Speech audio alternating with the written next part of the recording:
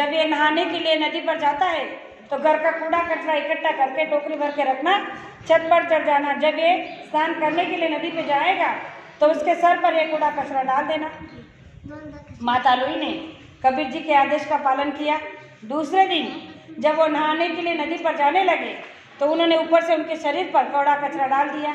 अब जैसे ही कूड़ा कचरा शरीर पर गिरा तो उस राजा का नाम था बलक बुखारा। तो राजा के अंदर का बुखारा जाग गया, कहने लगा कि कौन है कमबख्त, अगर मैं अपने बुखारे में होता तो सर कलम कर देता। जैसे ही माता लुई ने राजा के मुखार से यह बात सुनी तो वो काँप उठी, जाकर कबीर जी से कहने लगी कि आपने सही कहा, अभी तक इसके अंदर का बुखार उतरा नहीं है, इसके अंदर का अहंकार कम हुआ नहीं है, इसलिए देने के लायक नहीं है। फिर कई साल ये सेवा तक चलता रहा। जब एक दिन कबीर जी ने खुद उसे देखा और माता लुई से कहा कि देखो अब ये देने के लायक बन चुका है। तो माता लुई ने कहा कि मैं कैसे मान लूँ, उस दिन तो इसने ऐसी बातें की, तो अब मैं कैसे मान लूँ कि ये देने के लायक बन चुका है। तो कबीर जी ने कहा कि देखो उस दिन तुमने क्या डाला था इसके शरीर पर, घर का कूड़ा कचरा।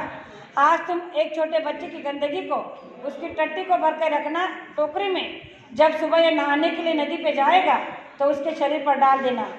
माता लुई ने वैसे ही किया। जब सुबह राजा नहाने के लिए नदी पे जा रहा था तो ऊपर से छत से उसके शरीर पर उस टट्टी का, उस गंदगी का जो कचरा था वो डाल दिया। जैसे ही राजा के शरीर पर वो गंदगी की बदबू आने लगी तो उसने अपने दोनों हाथ को जोड़कर उस परमपिता परमात्मा से ये विनती की कि हे परमात्मा, ये प्रभु, ये मानव तन, ये नाशवान शरीर किसी के काम तो आया, मेरे शरीर कटने से पहले, मरने से पहले किसी की गंदगी को उठाने के काम तो आया। जब उसके अंदर की ये विवेकता, उसके अंदर की निर्मलता, उसके अंदर के ये निर्मल भाव जब बाहर प्रकट हुए तो माता लुई भी प्रसन्न हो गई। तब माता लुई ने कहा कि कबीर जी से कि आपने सही कहा, ये देने के लायक बन चुका है। और उसके बाद फिर राजा तेज बलक बुखारे को कबीर जी ने नाम का दान दिया और अपनी जीवात्मा को जगाने का रास्ता दिया। प्रेमियों, इस दृष्टांतों को समझाने का मेरा इतना ही तात्पर्य है कि राजा महाराजाओं ने इन चीज को पाने के लिए, इस नाम के दान को पाने के लिए अपनी सारी आयु लगा दी, अपना राजपाट तक ठुकरा दिया, इतने जटिल से जटिल साधना की, का सेवा की, तब जाकर उन्हें ये नाम का दान मिला। हम आप कितने सौभाग्यशाली है कि बाबा जय गुरुदेव जी महाराज ने ना हमसे कुछ लिया ना कुछ मांगा। अगर मांगा है कुछ तो हमारे अवगुण, हमारी बुराइयाँ, उन्हें चढ़ाकर उन्होंने कहा कि मैं तुम्हारे कर्मों की माफ़ी कराना चाहता हूँ, लेकिन फिर भी आज का मानव इस बात को मानने के लिए तैयार नहीं है।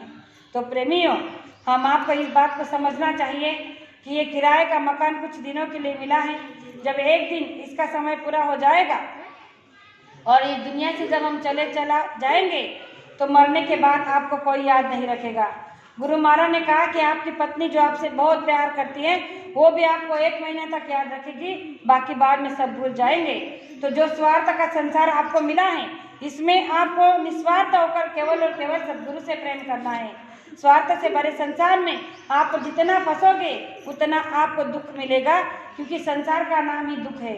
तो गुरु महाराज ने कहा कि संसार से सार अगर निकालना है तो आपको सत्संग में जाना चाहिए, संत महात्मा के वचनों को सुनना चाहिए, ताकि आपका जीवन आप सफल और सुफल बना सकते हो। आज का इस कलयुग का जो घोर समय चल रहा है, मलिन कलयुग का ये जो समय चल रहा है, ये बड़ा ही कठिन चल रहा है। ऐसे कठिन और मलिन समय में हम आपको पता नहीं है कि हमारे आपके साथ क्या क्या होने वाला है। अभी अभी जो आपने 2 साल का प्रकृति का प्रकोप देखा कि कोरोना जैसी महामारी जब आई देश और दुनिया में, तो उसने क्या कोहराम मचा दिया है। अरे एक प्रेमी भी घर से बाहर नहीं निकल सकता था। 2 बरस तक, 8-8, 9-9 महीने तक घर से कोई बाहर नहीं निकल पा रहा था। यानी कि गुरु महाराज ने जो कहा था कि एक समय देश और दुनिया में ऐसा आएगा कि जहाँ का चक्का वहाँ रुक जाएगा। एक बीमारी ऐसे आएगी कि ना बेटे बाप माँ को छू सकता है, ना माँ बेटे को छू सकती है, ना पति पत्नी को छू सकता है। यानी कि आपके आंखों के सामने आपके परिवार के लोग तड़प तड़प कर मर जाएंगे, लेकिन आप उन्हें छू भी नहीं सकते। ऐसी भयानक बीमारी आएगी, तब आप क्या करोगे? प्रेमियों, तब हमने केवल सुना था, लेकिन उस हकीकत को हमने आज सबने आजमाइश की है। कोरोना की महामारी हर गांव में, हर घर में आई, हर घर के दरवाजे पर दस्तक लगाई, लेकिन लोगों के कानों में फिर भी जू नहीं रही। तो गुरु महाराज ने कहा कि ये तो सिर्फ ट्रेलर था, अगर ट्रेलर से भी आपका जी नहीं भरा है तो आगे की फिल्म आप देख लेना। दुनिया और देश का कोई माई का लाल आपको बचा नहीं सकता। ऐसी भयानक बीमारी आगे आने वाली है जिसका नामो निशान इस संसार के किसी भी डॉक्टर को पता नहीं होगा। गुरु महाराज ने कहा कि आप क्या कह रहे हो कि आप अगर देश विदेश में जाओगे और